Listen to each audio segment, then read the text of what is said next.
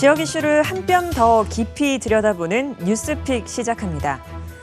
경기도의 아파트가 평균이 사상 처음 5억 원을 넘겼습니다. 경기도 평균 아파트 매매 가격은 지난 2016년 1월 3억 1,104만 원으로 처음 3억 원을 넘긴 뒤 지난해 7월 4억 806만 원, 그리고 올해 4월 5억 1,161만 원을 기록했는데요.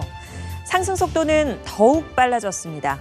3억에서 4억 원을 넘기는 데 4년 6개월이 걸렸지만 4억에서 5억 원까지 오르는 데는 9개월밖에 걸리지 않았습니다. 이러한 가운데 정부가 대출 조이기에 나서면서 내 집 마련의 꿈은 더 멀어질 것이라는 관측이 나오고 있습니다. 금융위원회는 오는 7월부터 규제지역에서 6억 원 초과주택을 담보로 주택담보대출을 받거나 연소득과 관계없이 신용대출이 1억 원을 넘으면 차주 단위의 총부채 원리금 상환 비율 DSR 40% 규제를 적용한다고 밝혔습니다.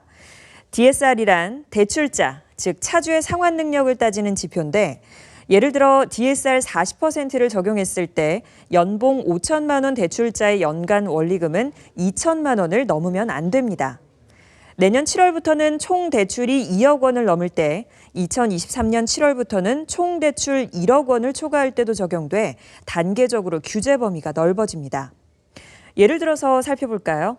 연소득 2천만 원인 사람이 연 2.5% 금리에 20년 만기 주택담보대출을 받는다고 가정했을 때 현재는 DSR 70%를 적용받아 최대 2억 2천만 원까지 대출을 받을 수 있습니다. 하지만 DSR 40%가 적용되면 1억 2,600만 원으로 거의 1억 원이 줄게 됩니다.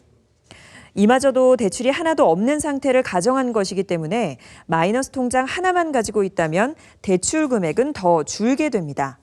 이 때문에 신용대출을 최대 한도로 받아 집을 사려는 이른바 영끌이 앞으로는 어렵게 됐습니다. 이번 대책은 저소득자에게 영향이 훨씬 클 것으로 보입니다. 연봉 8천만 원 이상 고소득자의 경우 이미 DSR 규제를 받고 있기 때문인데요.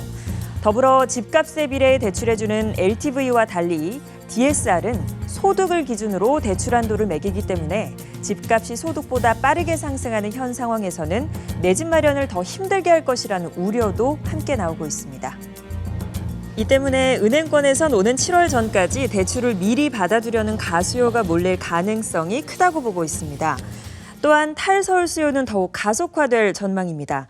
이미 올해 초부터 경기와 인천 지역으로 매수세가 집중돼 올해 1월에서 4월 서울의 아파트값 상승률은 1.99%인데 비해 경기 지역 아파트값은 7.24% 올랐습니다.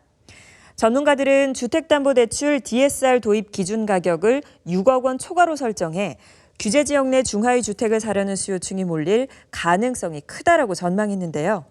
지난 2월 기준 6억 원 초과 주택은 서울 아파트의 약 83.5%, 경기도 아파트의 약 33.4%가 여기에 해당합니다. 집값은 계속 오르는데 돈 나올 곳은 없고 집 하나 장만하기 정말 힘들다는 서민들의 한숨이 깊어지고 있습니다. 이러한 대출 규제가 서민, 청년층의 내 집 마련까지 가로막을 수 있다는 지적에 대해 정부는 이번 대책은 가계부채 총량을 관리하기 위한 것으로 실수요자에 대한 금융 지원은 늘려나갈 계획이라고 밝혔습니다. 청년층과 신혼부부는 차후에 나올 대책을 지켜봐야 하겠습니다. 지금까지 뉴스픽이었습니다.